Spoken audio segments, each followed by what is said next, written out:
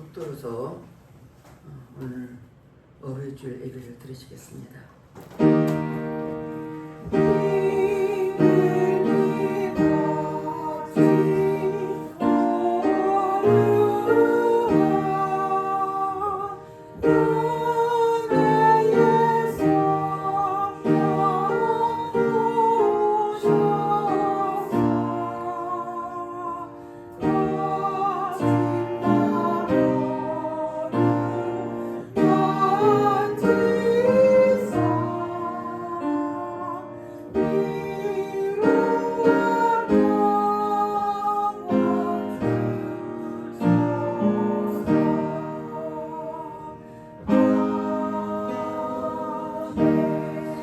하나님은 영이시니 예배한 자가 신령과 진정으로 예비할지니라. 할렐루야. 찬송과 영광을 받으시기에 합당하신 하나님께 감사와 찬송을 올려드립니다. 오늘도 특별히 귀하고 복된 날 우리에게 허락하 주셔서 어버이 주일을 맞이하여 예배드리게 하시니 감사드립니다. 이 자리에 거룩한 성령 하나님께서 임재해 주시고 각 사람의 심령을 만유지사 오늘도 온 몸과 마음과 정성을 다하여 드려진 예배가 될수록 성령님이 친히 인도여 주시옵소서. 주의 성령께서 친히 인도여 주시길 간절히 기도권하며 예수님 이름 받들어 기도드렸습니다. 아멘. 다 같이 일어나셔서 28장 보기군은 강림하시 찬양하겠습니다.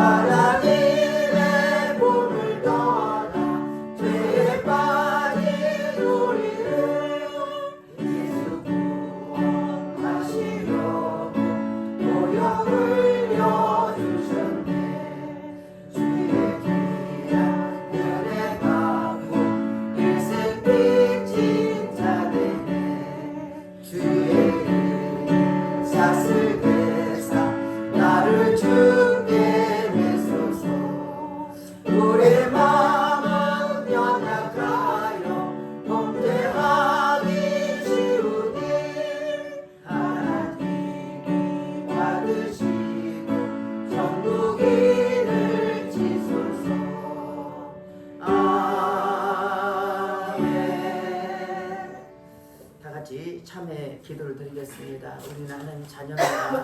그럼에도 하나님 말씀대로 살지 못한 것들 주님 앞에 회개할 때 볼이 비로 깨끗하게 씻을 것입니다. 다 같이 참회 기도 드리겠습니다. 할렐루야. 좋으신 아버지 앞에 참회 기도를 드립니다. 우리는 하나님의 자녀로서 말씀대로 살 우리들이 내 뜻 사랑하는 몸과 죄를 회개하오니 십자가 보혈포로 씻어 주시옵소서. 육신의 정욕과 안목의 정욕과 이 세계 자랑 때문에 범죄했으니까 회개할 때 십자가 보혈포로 씻어 주시옵소서.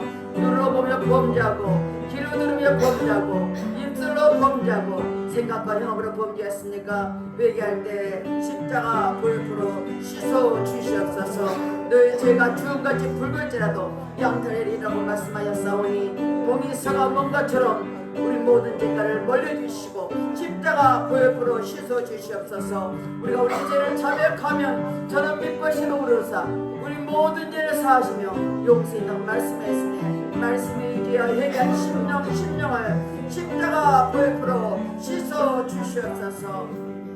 우리의 생각과 마음을 지배하는 모든 악한 힘은 차단될지어다. 아버지 모든 공중에 차단될지어다. 죄와 예견 심령을 십자가 보혈포로 씻어주시고 용서하신 주님께 감사드리며 예수님 이름 받들어 기도 드렸습니다. 아멘. 교동문 98번 어버이주일입니다.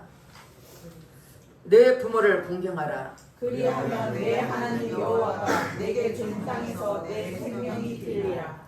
내 아들아 내 아비의 훈계를 들으며 내 어머니의 법을 떠나지 말라. 이는 내 머리에 아름다운 반이요 내 목에 금사슬이라.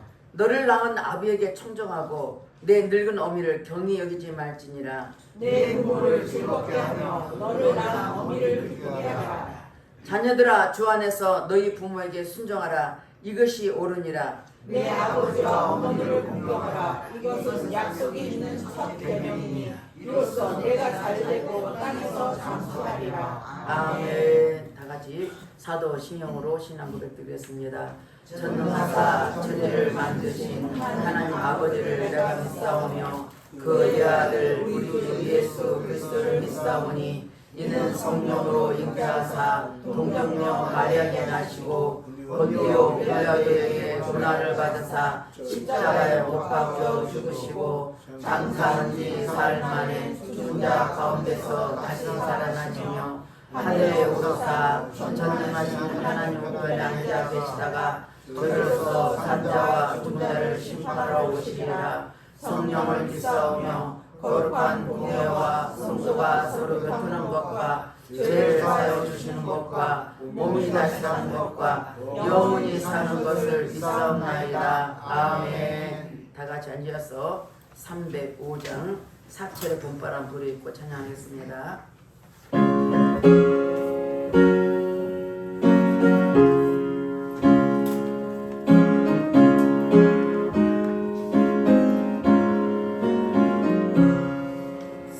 사절의 봄바람 부르짖고 하나님 아버지 모셨으니 믿음의 반석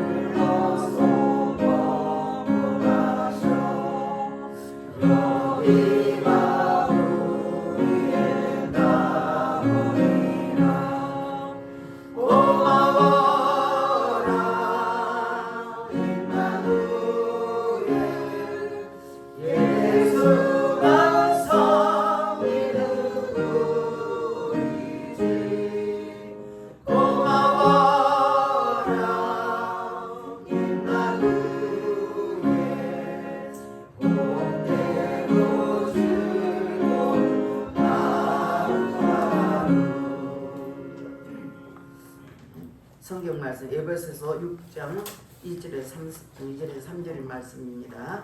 다 같이 우리 한 몫으로 합독하겠습니다. 자녀들아 주 안에서 너희 부모에게 순종하라. 이것이 옳으니라. 내 아버지와 어머니를 공경하라. 이것은 약속이 있는 첫 계명이니 이로써 내가 잘되고 땅에서 장수하리라. 아멘. 기도하겠습니다. 할렐루야. 찬송과 영광을 받으시기 합당하신 하나님께 감사와 찬송을 올려드립니다. 우리 하나님 크신 은혜와 사랑으로 오늘 이 시간까지 우리를 지키시고 보호해 주셨다가 복되고 거룩한 날 주님 앞에 나와서 예배드릴수록 인도하신 주님께 감사드립니다.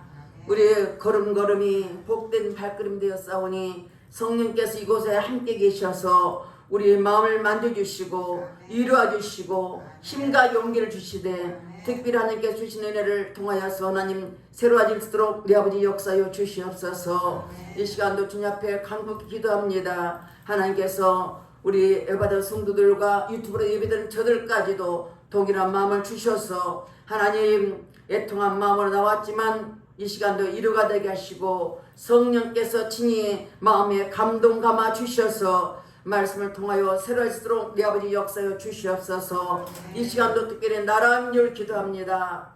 세워진 모든 유증자들의 생각과 마음을 사로잡아 주시옵소서. 저들이 하나님을 두려운 마음으로 진실한 마음 정직한 마음으로 이 땅의 백성들과 국민을 위해서 살게 도와주시고 하나님 저들이 연합하여 하나에게도 도와주시고 특별히 아버지 6월 3일 대선이 있습니다. 하나님 보시기에 아버지 신실한 사람 그 중에서 가장 신실한 뽑아서 이 나라의 일꾼이 되게 하시고 대통령을 세우도록 내 아버지 인도해 주시옵소서. 우리는 기도할 뿐입니다. 우리 하나님의 손에 달렸사오니 이 땅을 국리력어 주시고 이 땅에 평화가 있게 하시고 이 땅에 다시 평강과 감사가 넘치는 우리 대한민국이 될수록 내 아버지 축복해 주시옵소서. 아버지 탈북민들이 있습니다. 34,000명의 탈북민이 있사오니 그들을 한 사람 한 사람 지키시고 보아주시고 이 땅에 다시는 피 흘림의 전쟁 없이 복음으로 통일되는 대한민국이 되게 도와주셔서 다시 오실 재미를 기다리며 아버지 이 땅에 있는 모든 우리 모두에게 하나님이 마지막 때에 아버지 귀에 쓰임받는 대한민국이 되게 하시고 제사장 국가가 되게 도와주셔서 세계 땅끝까지 복음을 선포하는 대한민국이 되게 하시고 하나님의 자녀들 되도록 내 아버지 축복해 주시옵소서. 하나님 뜻이 무엇인지 분별하게 하시고 하나님 부르신 그 뜻을 깨닫게 도와주셔서 말씀대로 지켜가는 우리 에바드의 성들 되도록 내 아버지 축복해 주시옵소서. 새참령 영혼을 있습니다. 아직도 때를 기다리며 하나님 예배드릴 소원하는 그들을 있습니다. 하나님 그들을 불쌍히 여겨주시고 긍휼히 여겨주시고 그들의 기도를 아버지 들어주시사 속히 다시 한번 그곳에 예배하며 찬양하는 은혜의 장소가 되도록 내 아버지 축복해 주시옵소서. 이 시간도 성령님 친히 이곳에 임재를 믿습니다. 하나님 귀한 목사님이 다니엘서 말씀을 선포할 텐데 그 말씀이 살아있는 말씀과 생명의 말씀 되게 하시고 우리 오늘 속에는 아버지 새로워지는 말씀 되게 하시고 우리 오늘 푸른촌에 이끄는 말씀 될 뿐만 아니라 예수를 골짜기에 마룻배가 소생하는 그런 역사가 있게 도와주시어서 말씀대로 살아 움직이는 우리 모두가 될수록 내 아버지 축복해 주시옵소서. 이 시간도 아버지 하나님 말씀 우리 모두와 유튜브에 예배된 저들까지도 동일한 마음을 주셔서 오늘 말씀을 통하여 아버지 영광 돌릴수록 내 아버지 축복해 주시옵소서. 귀한 목사님들 붙잡아 주시고 피곤치 않게 하시고 오직 하나님 말씀한 기타남에 선포할 때 하나님의 은혜가 넘쳐나도록 이 시간 친히 인도여 주시옵소서. 모든 걸 주님 앞에 의탁드렸고 감사드리며 예수 이름 받들어 기도 드렸습니다. 아멘.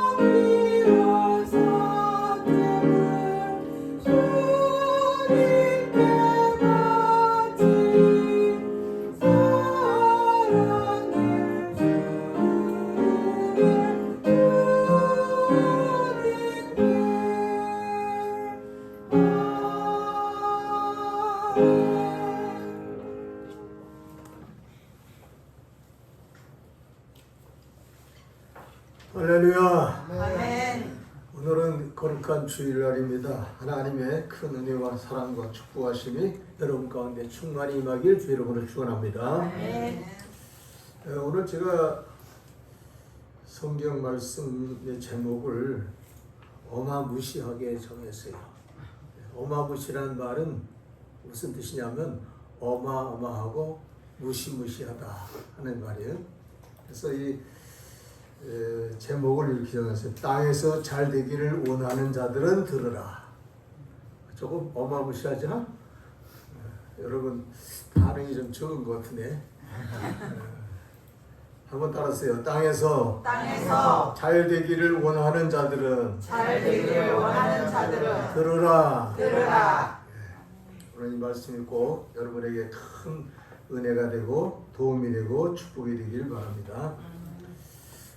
전 세계 중에서 그 하나님께 감사의 제사를 드리는 절기를 만든 나라는 미국의 워싱턴 대통령, 초대 대통령이 추수감사절을 국가의 기념일로 정했어요. 그래서 대대로 지키는데 우리나라는 미국이 지키는 추수감사절의 규례를 우리도 받아서 우리나라도 추수감사절을 드리고 있어요. 그러니까 이 추수감사절을 드리는 이 미국이 전 세계에서 가장 위대한 나라로, 부강한 나라로 축복된 사실은 온 세계 모든 나라가 다 아는 사실이에요. 그런데 또 한 가지, 국가의 제정일로 기념일로 삼아서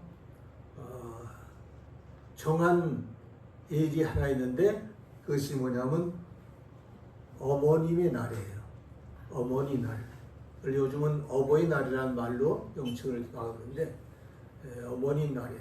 이 어머님의 날은 우리나라 이승만 대통령이 1956년도에 국가에서 정식으로 어머니 날을 정해서 선포를 하고 모든 백성이 지키도록 그렇게 한 날이에요. 가만히 요즘 생각하니까 하나님께서 우리나라에게 특별히 복을 주고 있잖아요. 70년 만에 세계 역사상 없는 놀라운 축복을 주셨어요. 여러분이 잘 아시다시피 우리나라는요, 6.25 이전에 우리나라의 수준이 어느 정도냐면 125개 국가에서 123개 3등에 해당되는 아주 잘 못 사는 나라였어요. 그렇게 가난하고 세계에서 제일 못 사는 나라 중에 뒤에서부터 1, 2, 3등이에요. 그렇게 우리나라가 못 사는 나라인데 오늘날 70년 만에 세계의 모든 나라가 부러워하는 그런 선진국이 되고 또 부유한 나라가 되고 모든 나라에게 선교사를 파송하고 또 모든 나라를 도와줄 수 있는 능력 있는 나라가 됐어요. 도와준다는 게 뭐예요?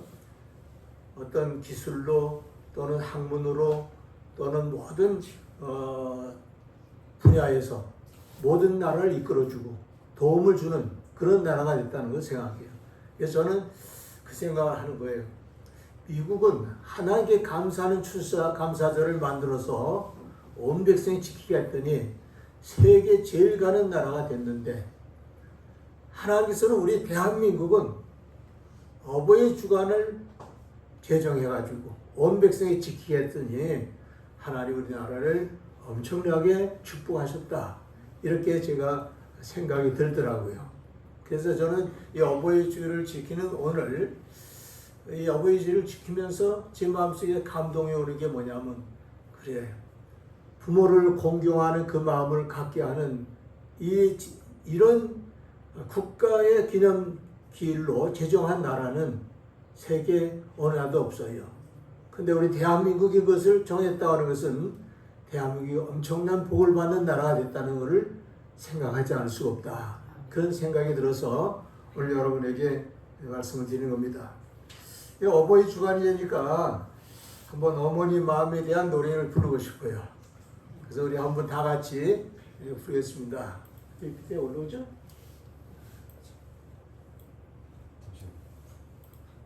하늘로요? 그럼 그냥 아시는 대로 하시든지.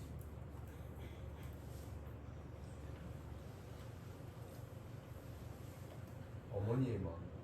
어머니 마음. 예.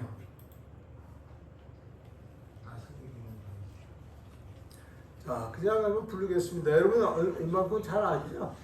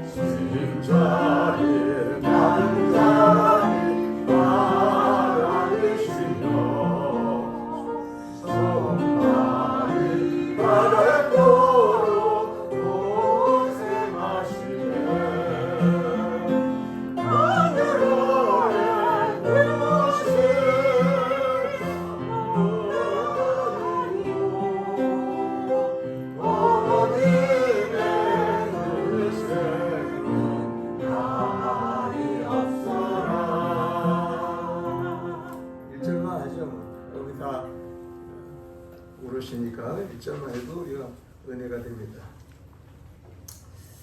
이 어머님의 마음에 대한 이 노래는 이흥렬이라고 하시는 분이 이 곡을 썼고, 그리고 이 가사는 유명한 양주동 박사님이 쓴 글이에요. 그래서 양주동 박사가 작사하고 이흥렬 씨가 작곡한 노래입니다. 그래서 이게 3절까지 나와 있는데 아주 은혜가 돼요. 저는 이 노래를 제가 지난날의 어머니를 생각하면서 이따금 부를 때가 있어요. 그리고 또 그때를 생각하면서 부르면 눈물이 나고 마음속에 고마움과 감사를 느끼면서 어머니는 돌아가셨지만 어머니가 기대한 것처럼 제가 부끄러운 인생을 살지 않도록 노력하겠습니다. 그런 마음을 다짐하고 있습니다. 여러분, 이 세상에 사람이 태어나게 되면 가장 먼저 생각할 것이 뭐냐면 나는 어떤 사람이 될 것인가, 또 나는 어떤 존재가 될 것인가, 나는 어떤 인물이 될 것인가, 이러한 질문 앞에 자기 자신이 감히 장담할 수 있는 말을 해야 될 겁니다. 그런데 사람은 자기 앞날을 모르니까 장담할 수가 없어요. 내가 앞으로 어떤 인물이 될지, 어떠한 생애가 나에게 보장될지 아무도 몰라요. 그런데 성경은 우리에게 말씀하세요. 너의 장래가 복되고 너의 장래가 위대해지고 너의 장래가 빛을 발하는 그런 삶이 되기를 원한다면 하나님의 말씀을 들으라 하시면서 주시는 말씀이 오늘 본문에도 있는 겁니다. 하나님은 우리에게 앞날을 우리가 알지 못하지만 앞날을 보장할 수 있는 방법을 지시하고 있어요. 그래서 오늘 우리는 하나님 말씀의 지시를 따라서 움직이는 신앙이 되어야 됩니다. 창세기 12장 4절의 말씀 보면은 아브라함이 하나님의 말씀을 쫓아갔고라는 말이 나와요. 오늘 여러분이 하나님의 말씀을 쫓아 살아가는 그런 이유는 하나님께서 아브라함의 약속같이 내가 너를 복의 근원 삼아주겠다. 너에게 복을 비는 자에겐 복을 임하고 너를 저주하는 자에게 저주가 임할 것이다 하시면서 그 복의 근원 삼아주신다 그랬어요. 그러니까 하나님 말씀의 지시를 따라 살아가는 우리의 삶 속에는 하나님이 복을 주신다는 이 엄청난 약속이 있는 거예요. 오늘 여러분, 부모를 공경하는 그 삶이 우리에게 얼마나 유익한 삶이냐 하니까 오늘 본문에 나온 걸 결론적으로 말하면 네가 땅에서 잘되고 장수하리라 하는 말씀으로 간단히 나와 있어요. 그렇지만 이 말씀은 굉장히 깊은 의미를 우리에게 던져주고 있습니다. 오늘 그런 의미에서 우리는 이 부모님 주간을 기해서 땅에서 잘 되기 원하는 자들이 들으라고 하셨는데 어떻게 잘 되기 위해서 어떻게 해야 될 것인가? 그걸 성경이 말씀하는데 첫째, 내 부모를 주 안에서 순종하는 것이다 라는 말씀이 있어요. 주 안에서 순종하는 것이 복이라는 거예요. 여러분, 우리가 살다 보면 어릴 때부터 이제 장성할 때까지 부모가 항상 있죠.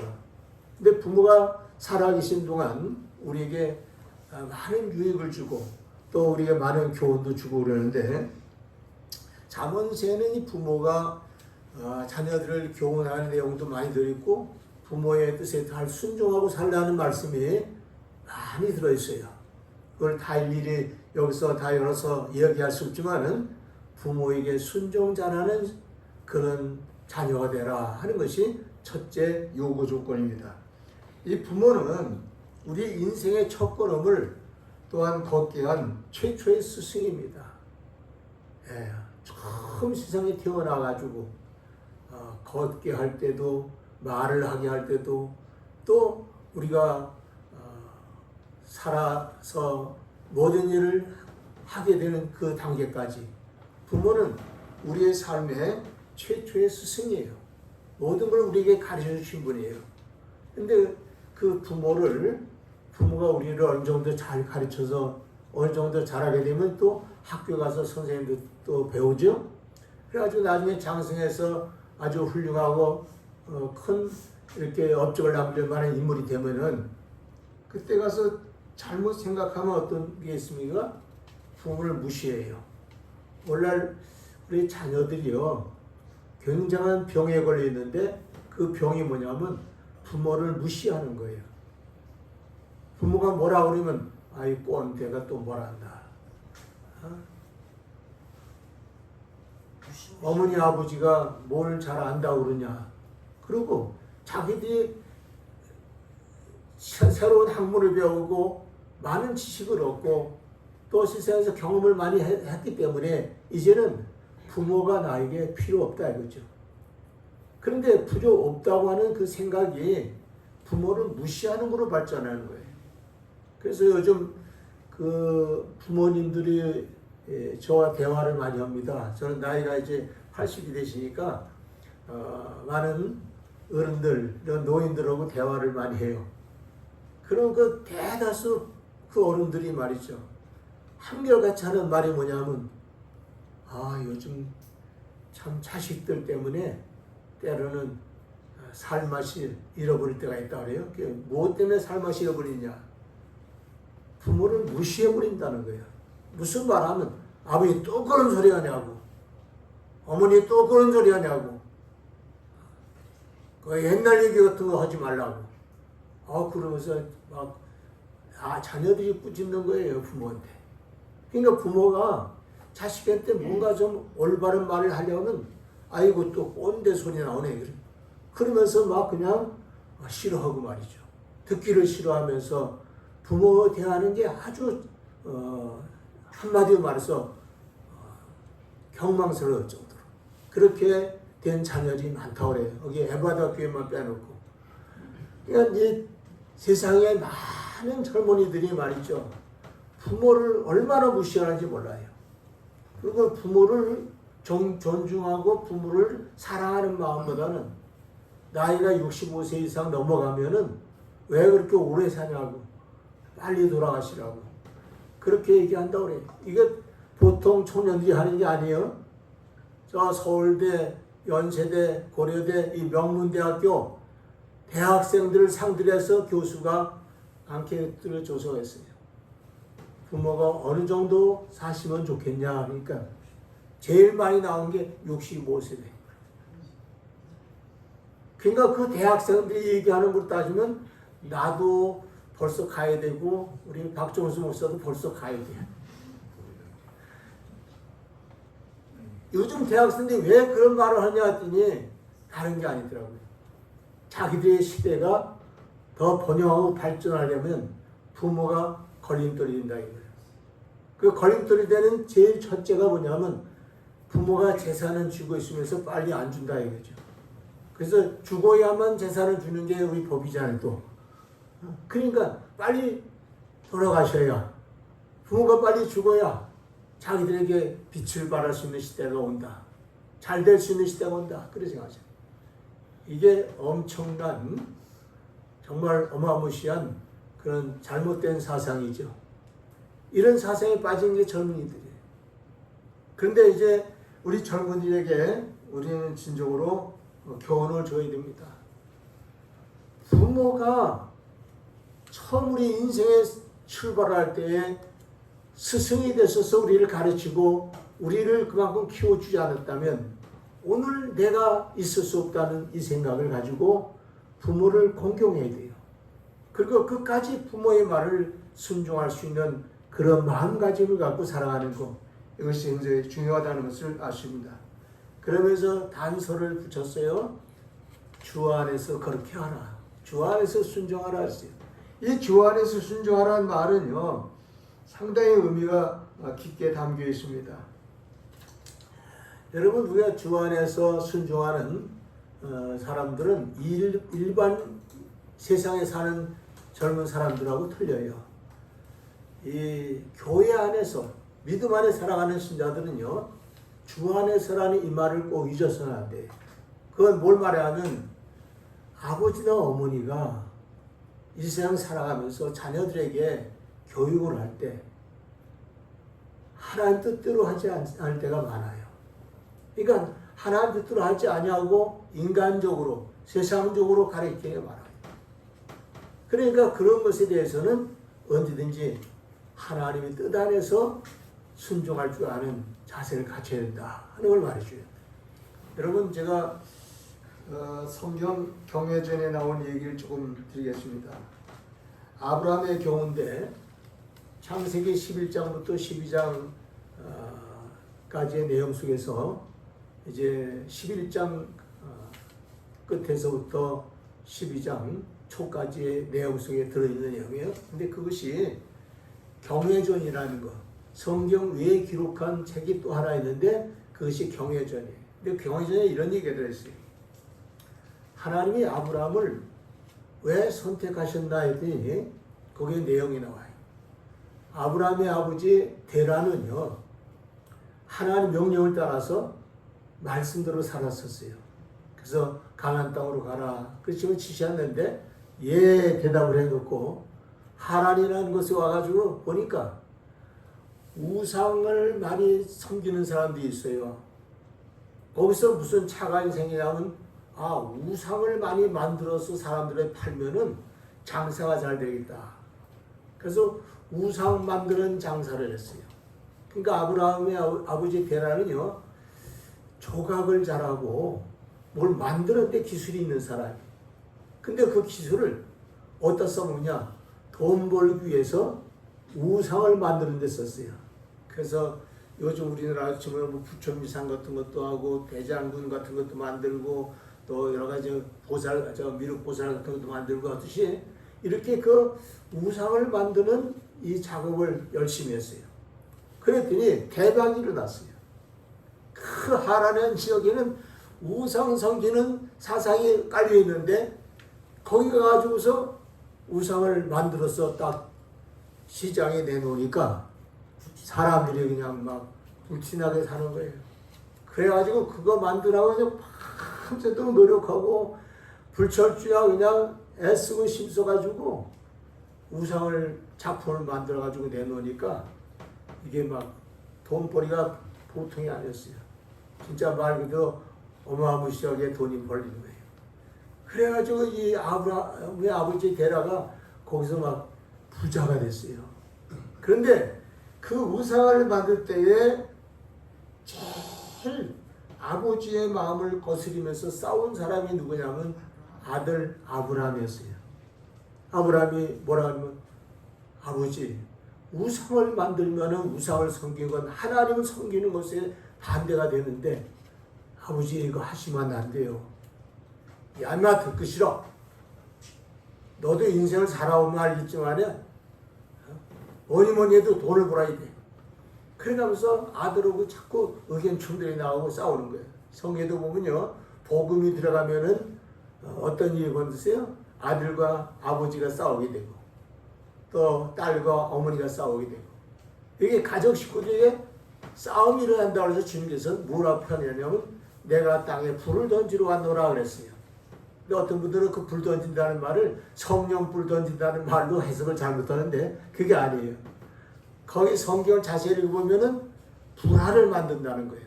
그 불화가 뭐냐면 진리대로 안 사는 부모와 진리대로 사는 자식과 싸움이 일어나고 또 진리대로 살아가는 부모와 진리대로 살지 않는 자식이 싸우게 되는 사건을 말해주는 거예요.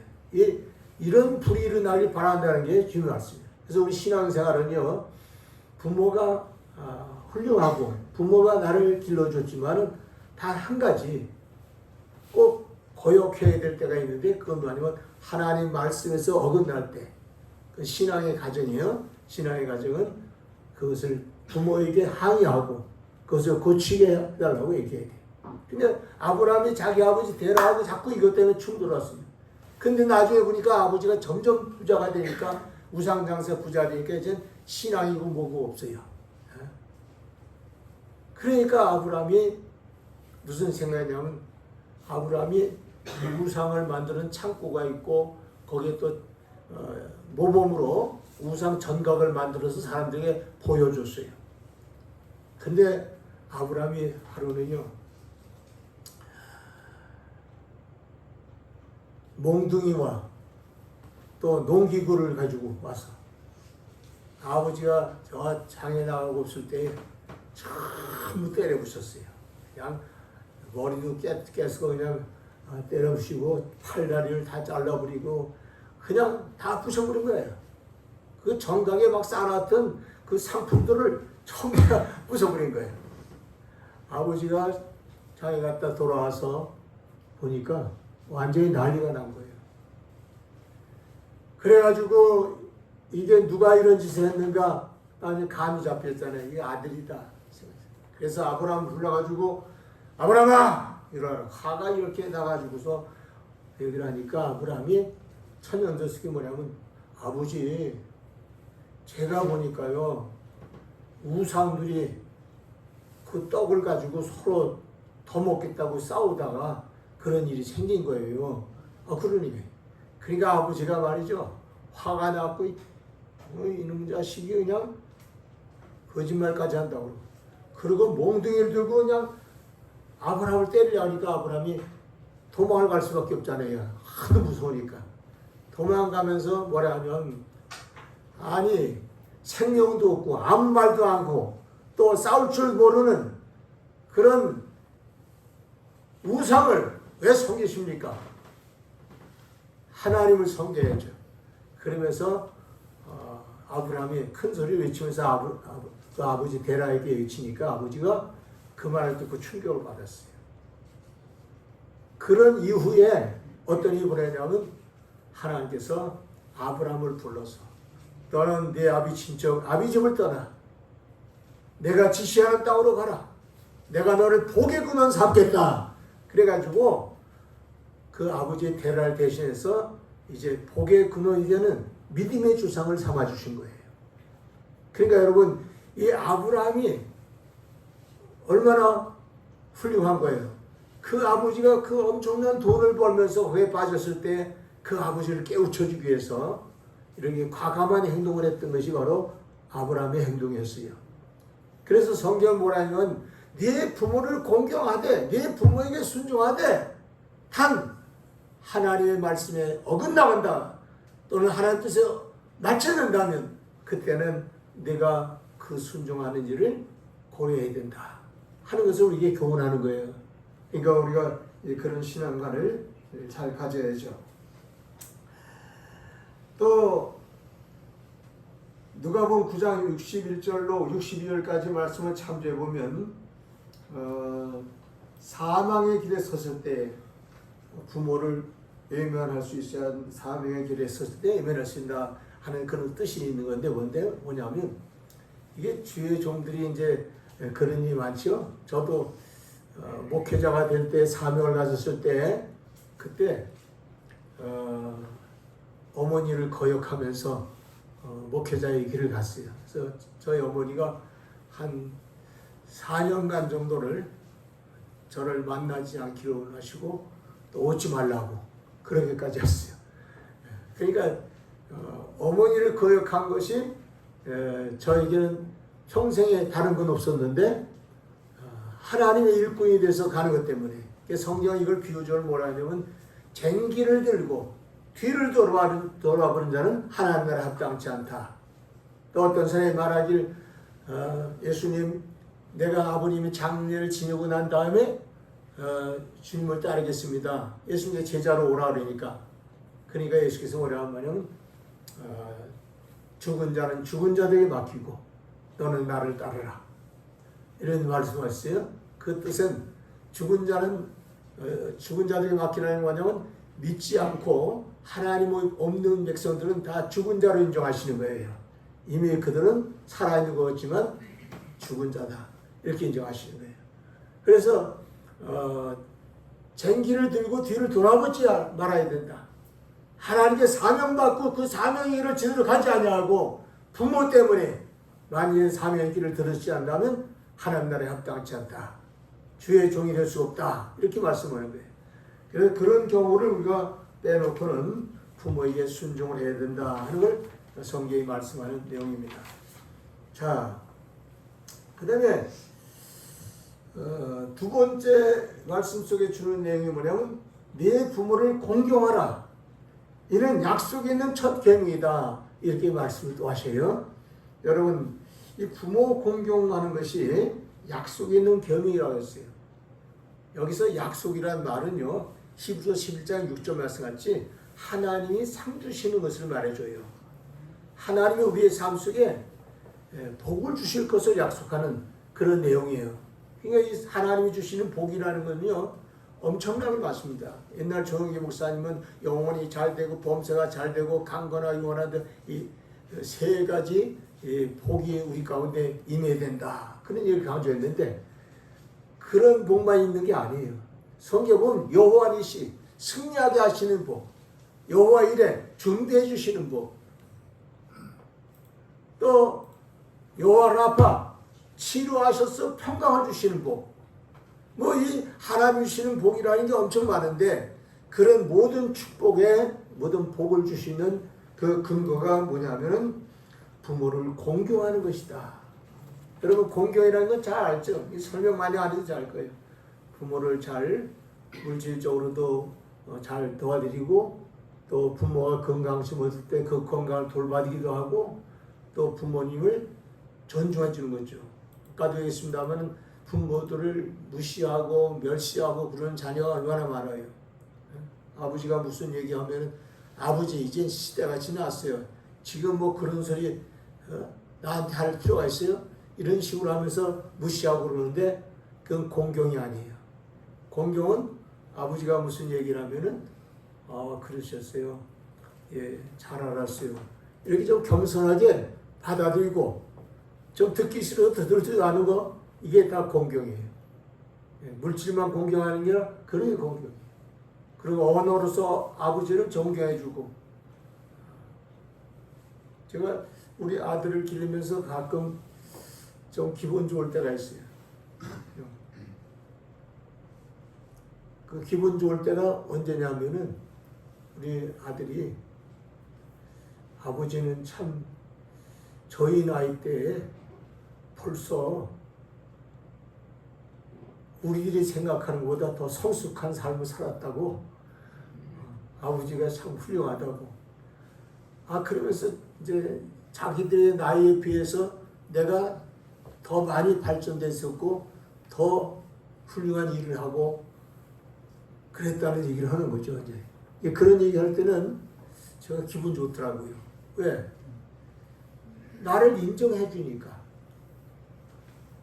근데 자기들이 현재 자기들의 잘난 것에 비해 갖고 부모가 좀 못하는 것 같으면은 아유 부모가 뭘 그것도 못한다 그러고 멸시하는 이런 자녀를 보면 기분이 상하잖아요. 그래서 이 공경한다는 게 얼마나 중요한지 몰라요. 그래서 이 공경은 첫째 자원하는 마음을 갖고 해야 돼요. 공경은 자원하는 마음으로. 또 두 번째 공경은요, 억지로라도 해야 돼요. 억지로라도. 여러분, 자원한다는 건 잘 아시죠? 내가 스스로 부모를 잘 모시고 부모를 기쁘게 해드리고 부모님을 섬겨주는 이런 삶은 내가 스스로 해야겠다고 생각할 때는 자원하는 거예요. 근데 부모를 공경하는 것은요, 억지도 있어요. 그 억지를 성경에서는 부모들이 자녀에게 가르치라고 그렇게 했어요. 억지로. 어떻게 가르쳐? 매를 쳐서라도 가르치라는 거예요. 여러분, 부모 공경하는데 자녀들이 부모를 제대로 공경 안 하면은 매를 쳐서도 가르치라는 거예요. 예. 성경 보면요, 아주 무서운 내용들이 많이 있습니다. 잠언 23장 13절 14절도 그 자식의 훈계를 할 때에 매로 때릴지라도 죽지 않을 테니까 염려하지 말고 쳐라. 그래서 그 자식이 음부에 빠지지 않도록 하라 하는 게 말씀이에요. 예, 그 내용을 의역하면은요, 지옥 백성이 되지 않도록 하라는 거예요. 자녀를 복되게 하려면은 매를 쳐서라도 복되게 자녀를 키우라는 거예요. 그러니까 이 자녀들은요, 다 이렇게 자랄 때부터 저절로 제대로 되는 게 아니에요. 매 맞으면서 자라는 거예요. 근데 오늘 교육이 잘못돼가지고 전부 왕같이만 길을 나가지고 학교에 가면은 그 부모 같은 스승을 그냥 구타하는 학생들이 막 생기고 거역하는 일이 생기고, 군대에서도 문제가 많이 있다고 그래요. 지금은 너무 그렇게 부모를 공경하는 정신이 없으니까 상관한테도 잘못하게 되고 선생한테도 잘못하게 되고 이런 아주 잘못된 패습이 많이 생긴 거예요. 그래서 이런 것을 억지로라도 교육을 제대로 시켜야 됩니다. 근데 군대에서 저도 경험했습니다만은 제일 머리에 기억나는 사람이 누구냐면 군대에서 교관 노릇하는 사람한테 아주 일을 갈 정도로 고통을 당할 때가 많이 있었어요. 그래서 제대할 날을 고대하고 제대 나면 난 저 교관은 다시는 보고 싶지 않다. 그러고 생각했는데 군대 제대하고서 한 10년 지나니까 제일 많이 생각나는 사람이 나를 괴롭힌 교관이에요. 그게 철이 났다는 거죠. 나를 괴롭히던 교관. 그러니까 군대에서요, 아주 마음 좋고 그냥 잘해주고 뭐 외출하고 싶다면 외출해주고 뭐 이렇게 모든 걸 잘해준 그런 분들은요, 오래가질 않아요. 그런데 나에게 고통을 주면서 올바로 나를 교육시키기 위해서 힘썼던 분, 내게 고통이 되도록 힘썼던 분, 그런 분들은요, 두고두고 생각이 나요. 학교 생활에서도 나한테 매를 들면서 공부를 가르치는 선생님은 기억이 지금까지 나요. 근데 나에게 잘해줬던 분은 그때 잘해주셨지, 그런 생각 나도 이름이 자꾸 잊어버려져요. 오늘 여러분, 부모가 자식을 기를 때에 하나님 말씀에 의해서 기르시기 바랍니다. 하나님 말씀 뭐라서요? 매를 쳐서라도 억지로라도 부모 공경하는 일을 가르쳐라 하는 게 교훈이라고 볼 수가 있는 것입니다. 제가 목사가 돼갖고 목회를 한참 하는데 우리 가정이 다 목사 가정이에요. 전애가 목사죠, 둘째가 목사죠, 또 셋째가 목사지, 넷째는 여동생인데 그도 이제 전도사지. 가지고 다 교육자가 된 거예요. 그런데 그 당시 때 저희가 목회할 때는 74년도부터 제가 목회했고 80년대쯤 되니까 다들 이제 교회를 어느 정도 끌고 있었잖아요. 그런데 그때 느닷없이 우리 때문에 예수 믿고 구원받고 교회 집사 또 권사가 되신 우리 어머니가 우리들을 다 부르더라고요. 그래서 불러서 갔더니 그날은 내가 꼭 말해줄 게 있다고 그러면서 부르시더라고. 그래서 뭐예요? 그랬더니 우리 어머니가 너희는 이제 다음 달부터는 어머니 나를 위해서 11조를 주라는 거예요. 하나님께 11조 드리고 나한테도 11조 드리고. 근데 그 어머니가 11조를 내서 내 자녀들한테 11조를 받겠다고 하시는데 이론이 있어요. 그 이론이 뭐냐면 우리는 그렇게 생각했어요. 어머니한테 별로 용돈을 가끔 드릴 수 있었지만은 그런 11조를 드린 적이 없어요. 근데 11조를 내라는 거예요. 그래서 우리 형제들이 그랬죠. 어머니는 아버지 때문에 연금이 80만 원 이상 나오고 그 후에는 이제 한 100만 원씩도 나오셨는데 80만 원 이상 나오면 그때 큰 거였거든요.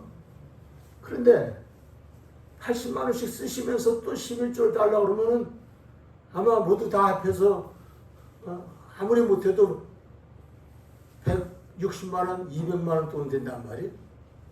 그거 어디다 다 쓰려고 우리한테 이렇게 내라나 그런 기분이 든 거죠. 그때 어머니가 우리들의 그 마음을 알고는 설명을 하는 거예요.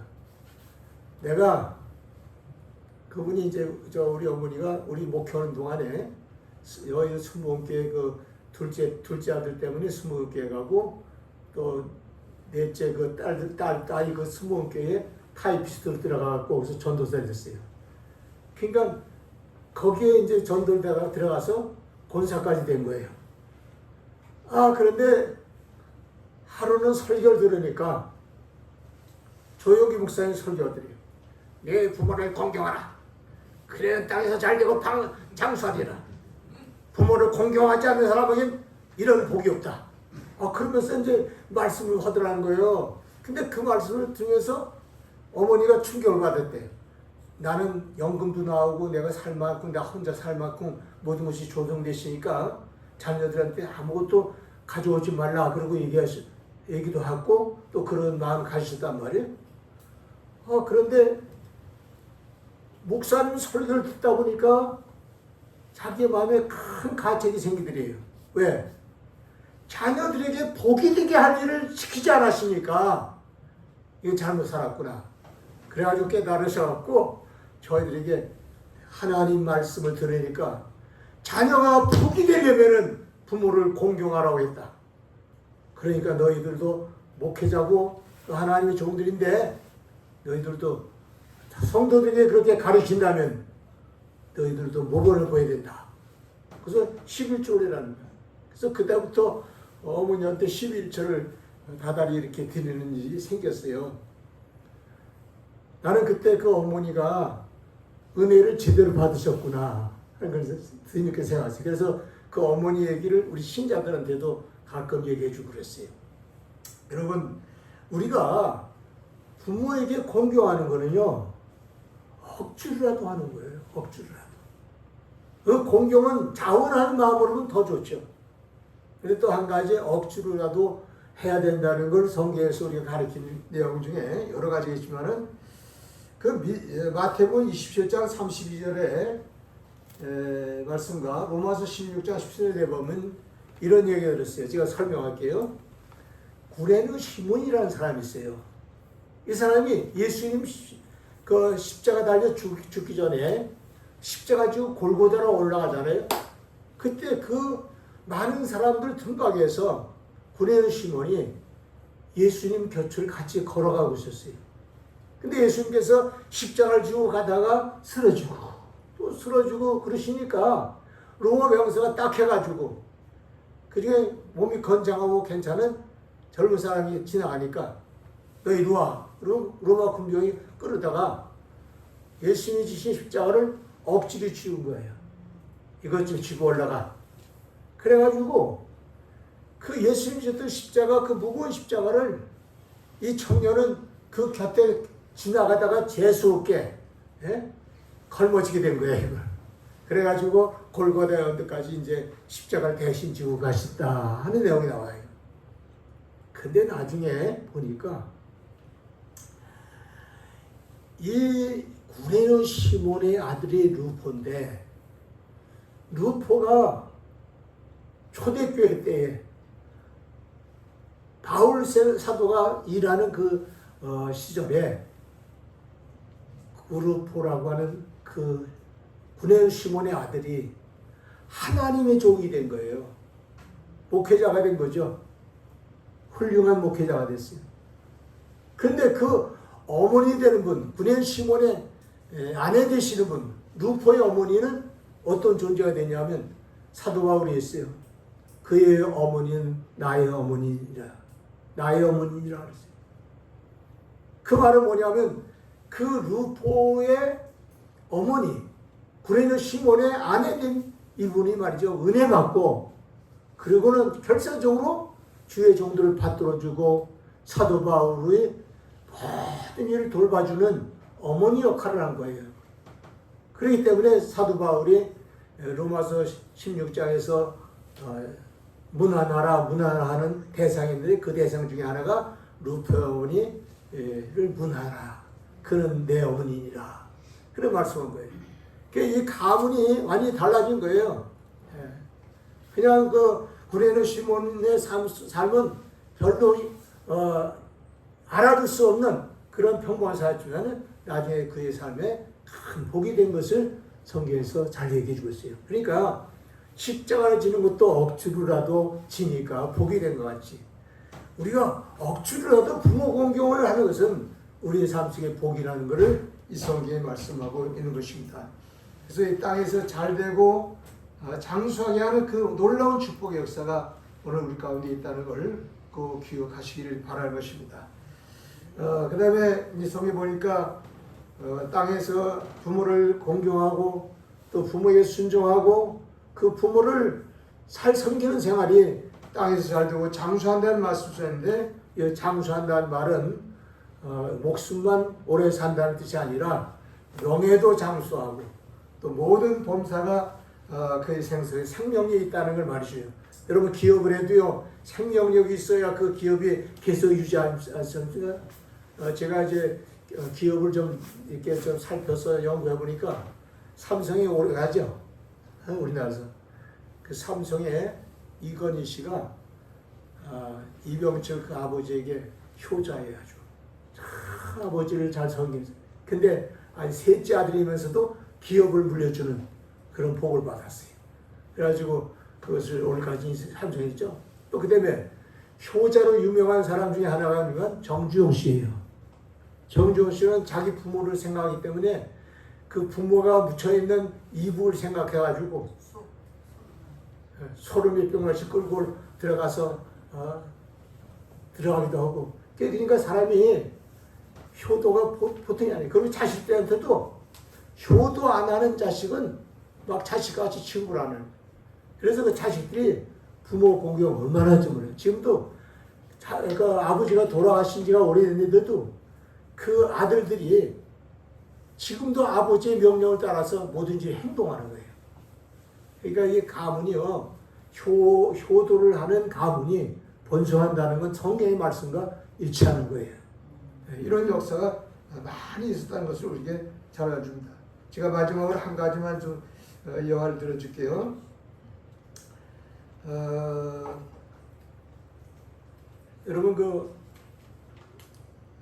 우리나라의 고려시대 때부터 내려오는 장례 문화가 하는데 고려장이라는 게 있어요. 고려장이 뭔지 아세요? 다들 아실 거예요. 사람이 노인이 들어가고 이제 쓸모 없어지거나 또는 기록이 쇠해서 더 이상 사람 가치가 없다든가 그런 정도의 나이인데 그때 나이는 60살이 넘지 않았어도 그런 일이 많아요. 그렇게 넘지 않으면 사람들이 목숨이 끊어지지 않는데도 깊은 산에 거기다 굴을 파고 거기서 일주일 동안 산다든지 한 달 동안 살 수 있는 양식만 넣어주고는 그리고 문 닫고 내려오는 거예요. 그럼 거기서 자기 목숨이 끝나는 날까지 거기서 이제 있다가 거기서 죽어요. 그래서 그게 고려장인데 이 고려장을 지낼 때에 나라에 한 신하가 있었는데 그 신하가 아버님이 이제 나이가 돼서 힘이 없어서 더 이상 인간의 가치로 쓸 수 없는 그런 시대가 되니까 고래잠을 또 지내야지 푹순도 따라서. 드리려고 하는데 아버지대로 이 세상 풀숲이 그러니까 아버지 어떻게 하겠어요? 그러니까 아버지가 얘야 나 걱정하지 말고 그렇게 하라. 그래가지고 그 지게에다가 아버지를 지고서 산으로 올라간 거예요. 깊은 산으로 올라가는데 그때는 나무 숲이 있고 그러는데 길을 더듬으면서 올라가야 되는데 산길을 가야 되는데 올라가는데 아버지가 자꾸 나무 가지를 꺾는 거예요. 그래서 아들이 생각이 혹시 가서 거기서 돌아가시라고 고려장에 해드리면 몰래 또 내려오시려고 그런 거 아닌가 그런 생각이 들어가지고 그 산꼭대기까지 다 올라가서 아버지한테 물었어요. 아버지 왜 올라오실 때 왜 나뭇가지를 자꾸 꺾어 놓으셨어요?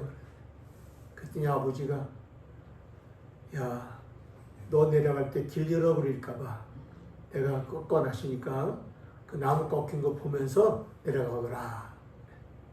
그래가지고 그 아버지를 그 토굴 속에 모셔놓고 그러고 이제 내려왔어요. 내려왔는데 이분이 신하잖아요. 근데 마침 어떤 인생이냐면 중국에 신하들이 내려와서 우리나라에게 왕한테도 뭐라고 그러냐면은 왕과 신하들 앞에서 이런 얘기를 하는 거예요. 우리나라는 대국인데 너희 나라와 우리나라는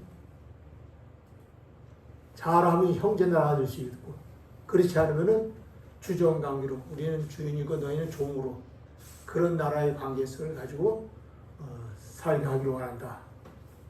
우리가 시험을 내는데 이 시험에 합격을 하면 형제 나라를 인정하고 그렇지 않으면 주종관계로 그렇게 나라를 만들겠다. 그러니까 나라가 그냥 발칵 뒤집힌 거죠. 근데 그 문제가 뭐냐 하니까 두 가지를 갖다 놨어요. 말이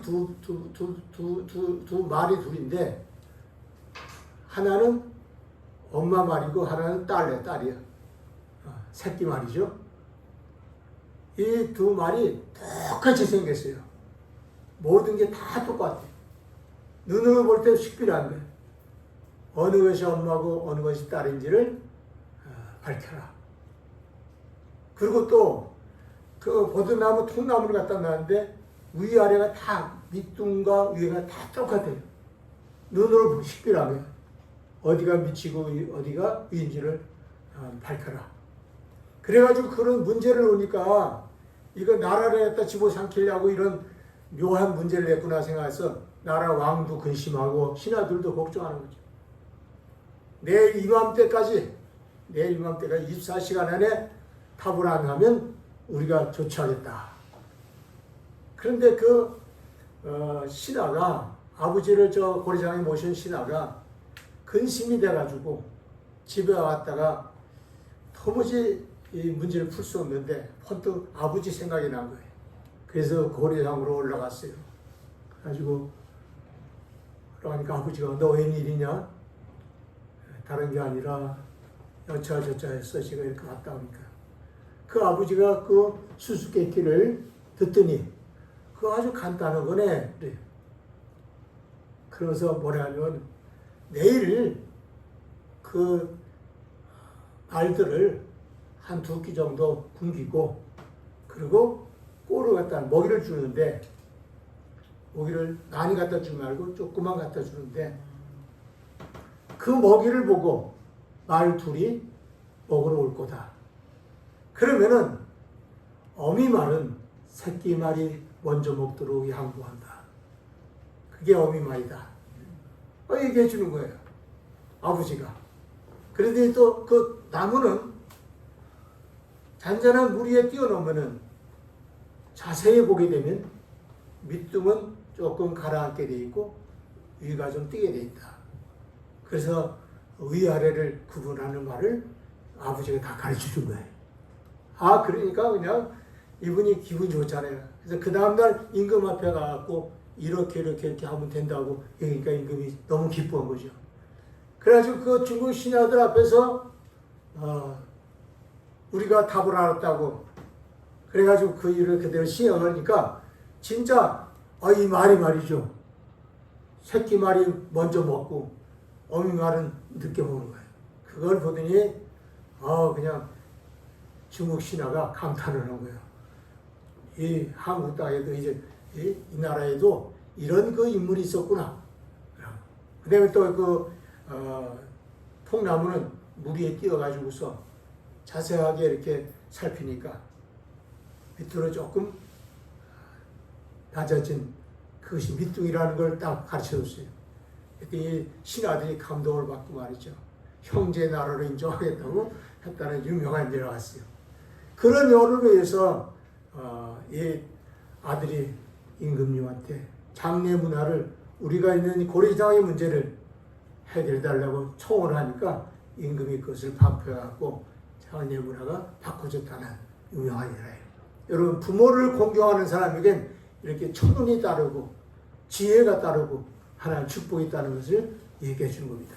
오늘 우리 에바다교회 성도 여러분이 이렇게 부모를 공경함으로 땅에서 살다는 이 복을 꼭 받으시기를 주 이름으로 축원을 드립니다. 아멘. 기도하시겠습니다.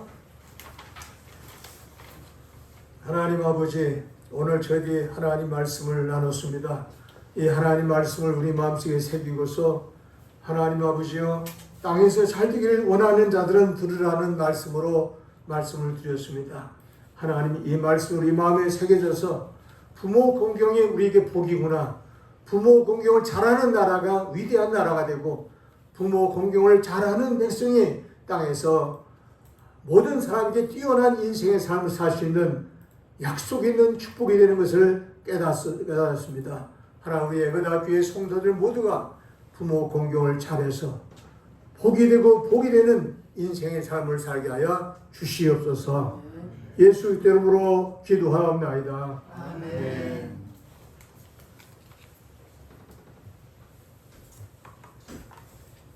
304장 어머니의 늙은 사람 찬양하겠습니다.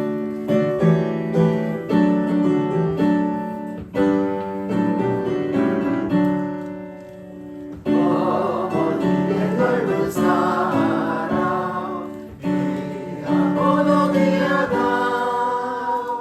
그 사랑의 언제든지 나를 감싸줍니다. 내가 울 때 어머니는 주께 기도드리고 내가 기뻐 웃을 때에 찬송 부르십니다. 아침 저녁에 드시러 어머니의 성경책 손에 남은 그날마다 웃음 번뜩합니다. 믿는 자는 누구든지 영생함을 얻으리.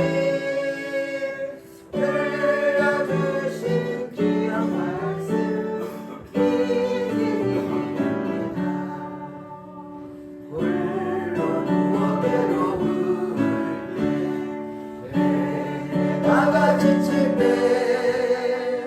부르시는 찬송 소리 귀에 사랑합니다.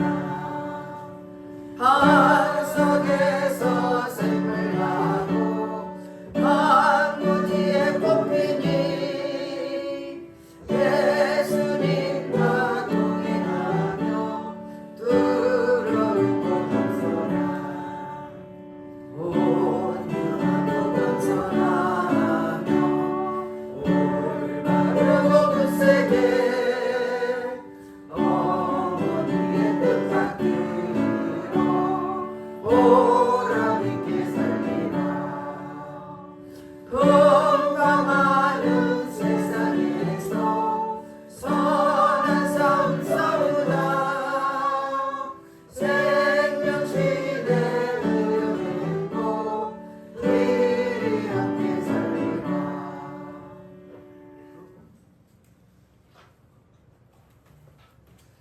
하나님의 드린 예물을 위해서 기도하겠습니다. 하나님 아버지 감사드립니다. 하나님이 나올 때 빈손 들지 않고 정성껏 귀한 예물을 구별되게 드렸사오니 우리 드린 손길마다 기억하시고 이 예물이 향기로운 예물 되게 하셔서 아버지께서 하늘의 신령한 복과 땅의 기름으로 채워 주시옵소서. 특별히 아버지 하나님 감사함을 전송했습니다. 감사할 일들이 많이 있게 하시고 매사에 감사할 조건들이 넘쳐나도록 축복하옵시고 성경을 들은 선교했사오니 기억하시고 선교사의 대접을 받도록 내 아버지 저 삶 속에 축복하옵소서. 기하님을 들은 선교를 있습니다. 기하님을 들었사오니 30배, 60배, 100배로 복을 주셔서 저들이 물들 때문에 오름 당하지 않게 하시고 하나님 말씀을 통하여 이루어지도록 축복하옵소서. 특별히 교회를 수간 소개했습니다. 청소를 통해서 음식 만듦을 통해서 비하는 반주를 통해서 또는 아버지 예배 보좌를 해서 찬양을 통해서 꽃을 드림으로 여러 가지 모양으로 다양하게 하나님의 드린 손길이 있사오니 그 손길에 복을 주시되 오늘 말씀처럼 하나님께서 이 땅에 잘되고 장수하는 복을 주셔서 넘치도록 복을 더하여 주시옵소서. 감사드리며 예수님 이름 받들어 축복하며 기도드렸습니다. 아멘.